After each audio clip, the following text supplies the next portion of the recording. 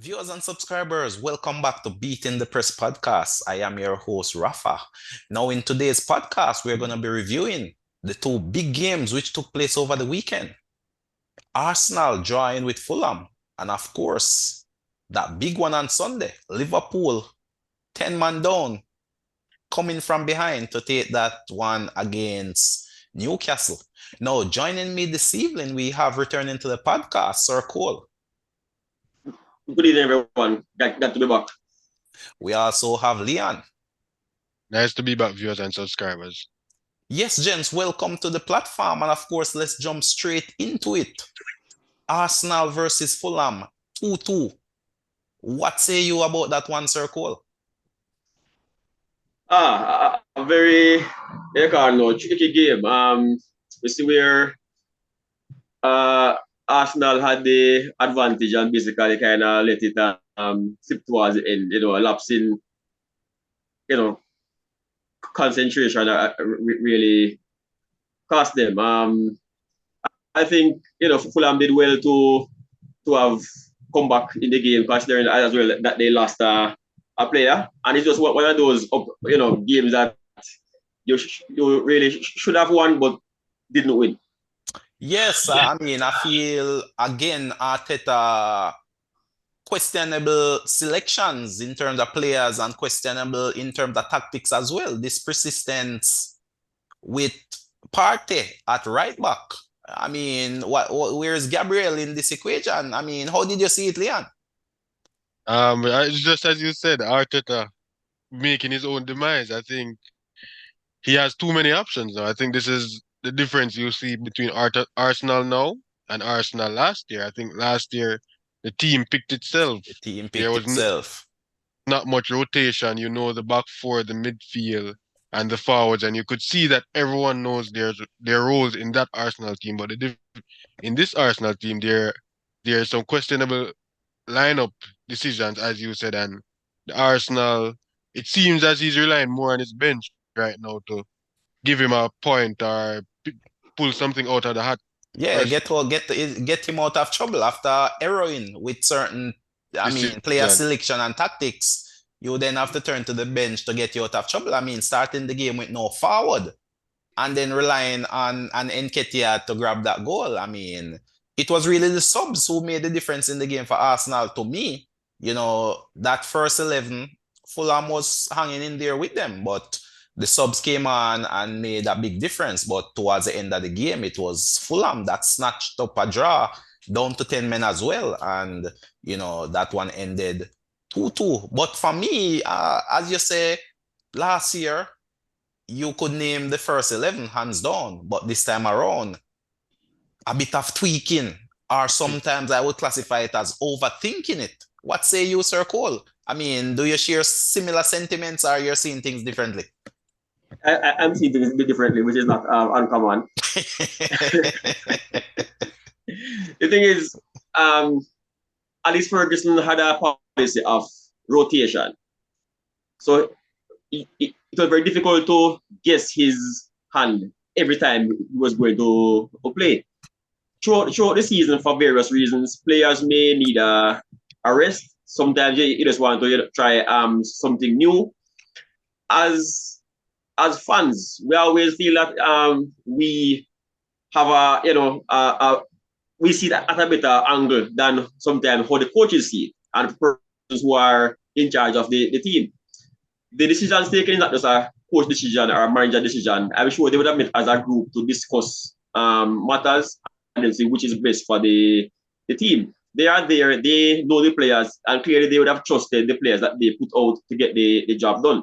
Had it worked, we would have been here discussing. We would have said, okay, it worked and it worked well. When Pep does it, it is okay. So when Arteta does it, we can trust the coach's judgment as well. Just really, okay, it probably was a good decision, but in the end, it's just didn't get the result that was expected. I'm not buying that argument though, Sir Cole. I mean, from where I sit, you had a good thing going last season, finish a close second, I would say. You brought in some new players. I don't see any real reason to tweak, to change the tactic. You had a solid, centre back pairing, and you've shown that through the window currently. So someone made a point last week. I heard that last season, Mahrez scored a hat trick and was missing afterwards for like the next 3-4 games. So you can do these things and get away. Mind you, had Man City lost the games, would I say, well, then a man scored a hat trick this game and was missing. We didn't even notice that was what happened, but it did happen. I think And many times it's a result which makes us question the process. I think Indeed, that's indeed.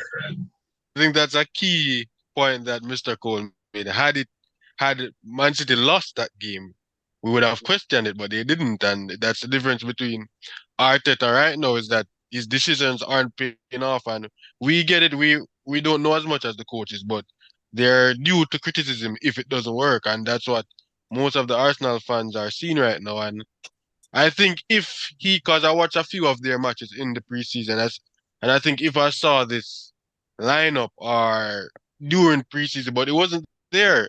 Gabriel was starting. Of I think course. So out I'm not sure why all of a sudden Gabriel is out of the starting 11 and a completely revamped back four. It makes no sense.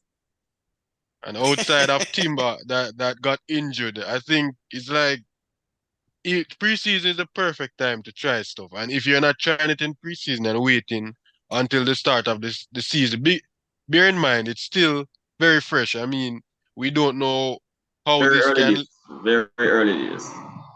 minutes that he's playing or getting them familiar with a new system can play later down in the season, as we saw what Pep did. I think he was struggling last year at the beginning, and you can see that down at the latter part it paid dividends. But until we see that, we have to criticize.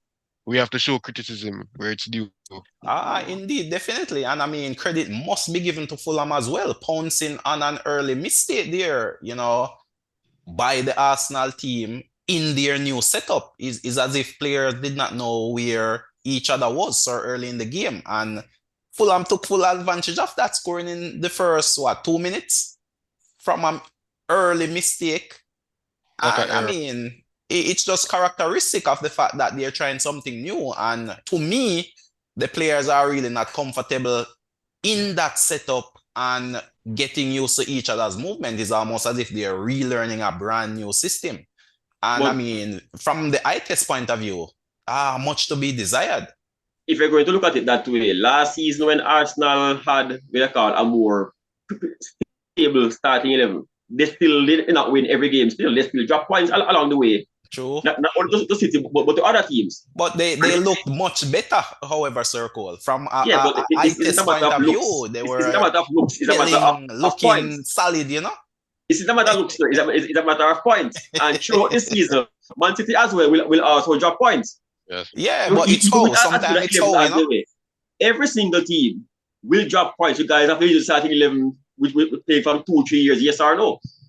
So it just happened that they have dropped points after the third game. I have to accept that as a part of the process. Yeah, it's a part of the process, but looking ahead, I mean, Man U on the horizon, it would not surprise me if Man U come away with a victory in that one. Last year we did, even with the big bad Arsenal. To me, the writing is on the wall. The writing is on the wall, Leon. It's on the wall. Yeah, I mean, from a eye test point of view, it's not the same Arsenal. Far too many we never know. changes. To me, far too many changes in system, tactics, etc. How many of us this season would have predicted West Ham win over Chelsea? We will see it, but it happens, and throughout every season, these kind of results come about.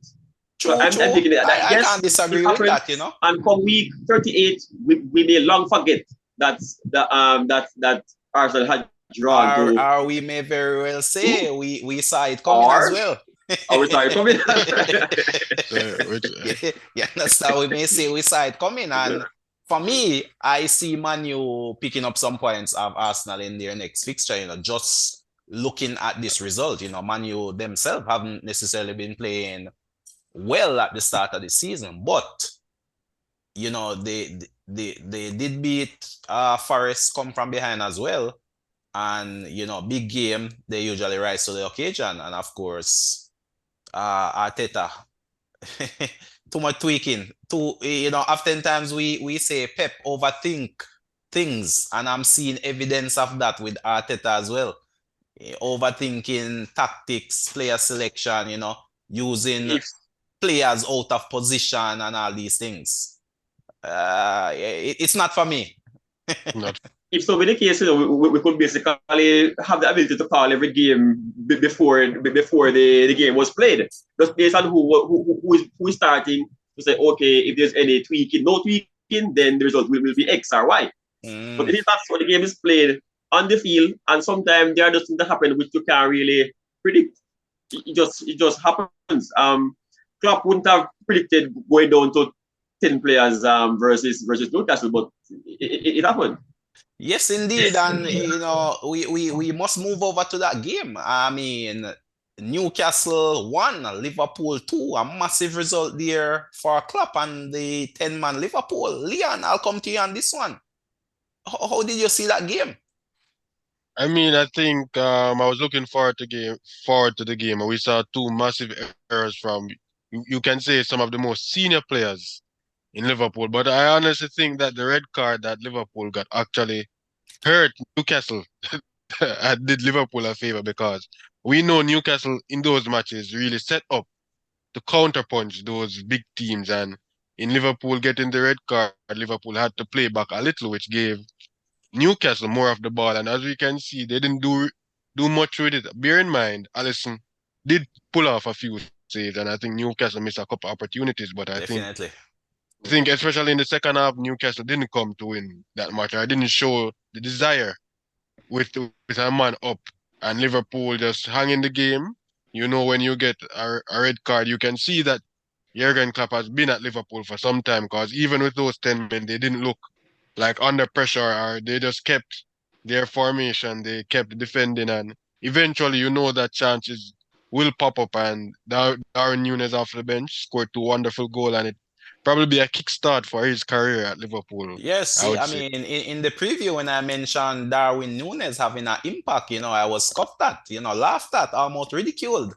But, that stone that the builder refused became the head cornerstone. And I mean, two I mean, sublime finishes. he's been looking wonderful since preseason. I think the only problem with Núñez, even from last year, was that he wasn't finishing, but he kept on getting in those positions. And from his previous stint before Liverpool, he could have finished. So that's the only thing he had to work on. And once he starts putting those ball in the back of the net, I think you'll see a serious forward here for Liverpool. Yes, indeed. Hopefully, we get our money's worth out of that signing. But Sir Cole, how did you see this one? Newcastle, I think, started to relax too early. They figured that being a goal up and a man up playing at home, that the job was done when it really wasn't. I believe that they had a chance after um, Barnes came on, where the player really should have passed, but chose to go on with the score at 1-0. I believe had they been behind or score at 1-1, he probably would have passed, but basically chose the glory road for himself and allow the keeper to actually make the save. They did get a few chances and miss them. Newcastle really should have put the game to bed from earlier and not allow Liverpool any chance to have come back in the game, even to have gotten a one goal, I think. Yeah, but I mean, credit must be given to the tactical genius of Klopp. Some shrewd substitution and formation changes there. And I mean, the team hang in there with their 10 men, hanging in there, ride their luck Yeah, at times, definitely. and then He pounce. really made some bold decisions.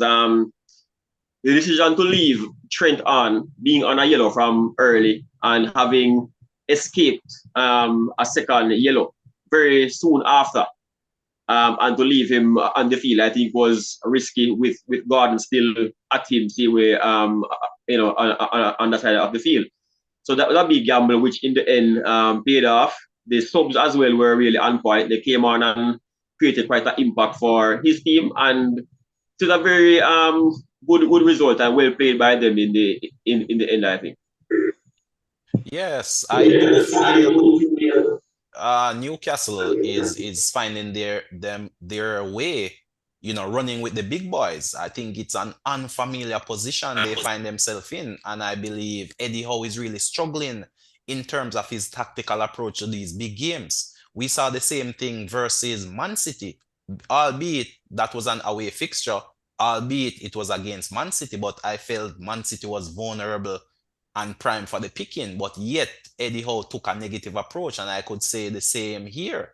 I mean, as you mentioned, up one goal, up one player, but yet some very questionable subs some very questionable subs. Tonali was having a magnificent game and he was taken off. It was quite a shock for me. And the Liverpool players must have taken a sigh of relief when they saw that his number went up to be substituted. So I just feel Eddie Howe still needs a bit more adventure to his game, and more you're gonna be seeing teams dropping off more into a low block against Newcastle. Because teams are figuring out how to play against them. And we may very well see that becoming more and more, likely. And coming up for them is Brighton, which should be another tough test. It will be interesting to see if they sink or swim against this Brighton team. What says you, Leon? Yeah, I think you make a valid point there. I think last year they were more of a unseen force. Like a lot of teams were just figuring out Newcastle, and they wasn't that sure of their quality, so they tend to punch back and forth with Newcastle. But since this season, as you predicted, more teams will come and play with 10 men behind the ball, and Newcastle have to go and figure out another way to play.